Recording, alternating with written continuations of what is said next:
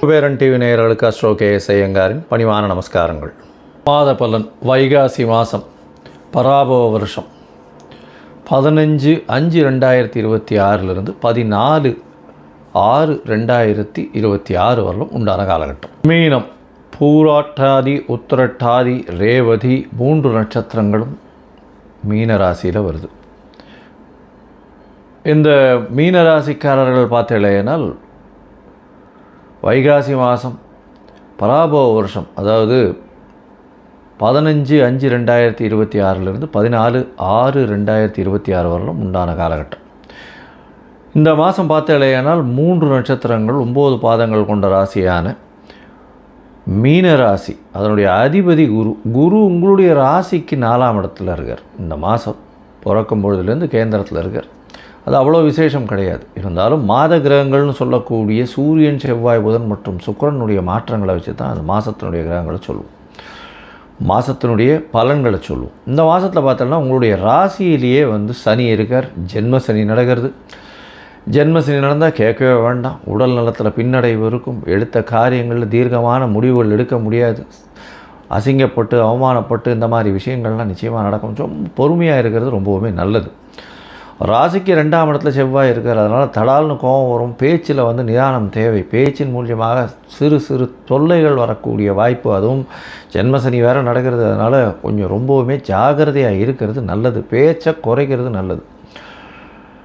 உங்களுடைய ராசிக்கு பார்த்தாலேயானால் 3ஆம் இடத்துல சூரியன் 6ஆம் அதிபதி 6க்கு 10ஆம் இடத்துல இருக்கார். 3ஆம் இடத்துல போய் இருக்கார். அதனால் முயற்சிகளில் சிறு சிறு பின்னடைவு இருக்கும். அது தவிர பார்த்தாலேயானால் 6ஆம் அதிபதி 3ஆம் இடத்துல இருக்கிறது சிறப்பு. புதிய வேலை கிடைக்கும், வேலையில் மாற்றம் கிடைக்கும், வேலையில் ஏற்றம் கிடைக்கும். ஆனால் கமிட்மெண்ட் ஏதாவது பண்ணிங்கன்னா அதை அச்சீவ் பண்ணுறதுன்றது கஷ்டம். அது தவிர பார்த்தாலேயானால் முயற்சிகளில் சிறு சிறு பின்னடைவு வரக்கூடிய வாய்ப்புகள் நிச்சயமாக உண்டு. உங்களுடைய ராசிக்கு 3ஆம் அதிபதினு சொல்லக்கூடிய சுக்கிரனும் 4ஆம் இடத்துல இந்த மாதம் பிறந்ததுலேருந்து போகிறார். குருவோட சம்பந்தத்தில் இருக்கார். 4ஆம் இடத்துல சுக்கிரன் இருக்கிறது, கேந்திரம் பெற்று இருக்கிறது, மிகப்பெரிய ஏற்றம் திக்பலம் பெற்று இருக்கிறது. அது ரொம்பவுமே விசேஷம். அது தவிர பரிவர்த்தனை யோகத்தில் சுக்கிரனும் புதனும் சேர்ந்து இருக்கிறது. நிச்சயமாக உங்களுடைய முயற்சிகள் எல்லாத்தையும் முயற்சி எடுக்க வைப்பார். ஆனால் அதில் தடங்கள் வரக்கூடிய வாய்ப்புகள் உண்டு. பொறுமையாக இருக்கிறது ரொம்பவுமே நல்லது. இந்த மாதம் பார்த்தாலேயானால் 26/5/2026 குருவினுடைய மாற்றம் பெரிய ஏற்றத்தை கொடுக்கும். குழந்தை பிராப்தி ஏற்படக்கூடிய வாய்ப்புகள் உண்டு. 12ஆம் இடத்தில் இருக்கக்கூடிய ராகு பகவான் தூக்கத்தை கெடுப்பார். தூக்கம் இல்லாத இருக்கக்கூடிய வாய்ப்பு, அலைச்சல் கொஞ்சம் அதிகமாகவே இருக்கக்கூடிய வாய்ப்பு. வெளிநாடு வெளியூர் போகக்கூடிய பாக்கியம் உண்டு. இருந்தாலும் அலைச்சல் கொஞ்சம் அதிகமாகவே இருக்கக்கூடிய காலகட்டமாக அமையும். உங்களுடைய ராசிக்கு 5ஆம் இடத்துல சுக்கிரன் போகிறார். 3க்கு 3. அதனால் ஆண் மலட்டுத்தன்மை இருக்கிறவர்களுக்கு இப்பொழுது ஆண் மலட்டுத்தன்மையில் சற்று இந்த கவுன்ஸ் எல்லாம் ஏறக்கூடிய வாய்ப்புகள் நிச்சயமாக இருக்கும். அதன் மூலியமாக குழந்தை பிராப்தி ஏற்படக்கூடிய பாக்கியங்கள் நிச்சயமாக உண்டு. 8ஆம் அதிபதி 5ஆம் இடத்துக்கு போகிறாரு சார் அப்படின்னா குழந்தைகள் மூலியமாக சிறு சிறு தொல்லைகள் வந்தாலும், தேவையற்ற செலவுகள் வந்தாலும் குழந்தை பிராப்தி ஏற்படக்கூடிய வாய்ப்புகள் இந்த காலகட்டத்தில் உண்டு. சரி, மொத்தத்தில் பார்க்கும்பொழுது இந்த மாதம் இந்த மீனராசிக்காரர்களுக்கு ஜென்மசனி இருக்கிறதுனால கொஞ்சம் பொறுமையாக எந்த ஒரு விஷயத்தையும் டீல் பண்ணுறது நல்லது. மன அழுத்தங்கள் அதிகமாக இருக்கக்கூடிய காலகட்டம். பேச்சில் ரொம்ப கவனமாக இருக்கணும். பணவரவிற்கு பஞ்சம் இருக்காது. நிலம் சம்பந்தமான விஷயங்களில் நல்ல ஒரு ஏற்றம் கிடைக்கும். நல்ல ஒரு மாற்றங்கள் இருக்கக்கூடிய வாய்ப்புகள் உண்டு. முயற்சிகளில் வெற்றி கிடைக்கக்கூடிய வாய்ப்புகள் சற்று கம்மியாக இருக்கும். முயற்சிகளில் சற்று பின்னடைவு இருக்கும். ஜாகிரதையாக இருக்கிறது நல்லது. புதிய வீடு முனை வாங்கக்கூடிய வாய்ப்புகள் உண்டு. அது தவிர புதுசாக கடன் வாங்கக்கூடிய காலகட்டமாகவும் இது அமைய போகிறது. படிக்கக்கூடிய மாணவர்களுக்கு பார்த்திங்கன்னா சிறு சிறு பிரச்சனைகள் வரும். மென்டல் டிப்ரெஷன் வரக்கூடிய வாய்ப்பு. அது தவிர காம்படிட்டிவ் எக்ஸாம்ஸ்லாம் கொஞ்சம் பின்னடைவு இருக்கக்கூடிய வாய்ப்புகள் நிச்சயமாக இருக்கும். அது தவிர பார்த்தாலேயானால் படிக்கக்கூடிய மாணவர்கள் வெளிநாடு வெளியூர் போய் படிக்கணும்னு நினைக்கிறவங்களுக்கு சற்று பின்னடைவு இருக்கக்கூடிய காலகட்டமாக அமைப்போகிறது. இந்த மாதத்தில் உங்களுடைய முயற்சிகள் நிச்சயமாகவே கொஞ்சம் பலவீனமாகவே இருக்கும். இருந்தாலும் சில நாட்கள் அதையும் தாண்டி செய்யாமல் இருக்கிறது நல்லதுன்னு சொல்கிறோம்.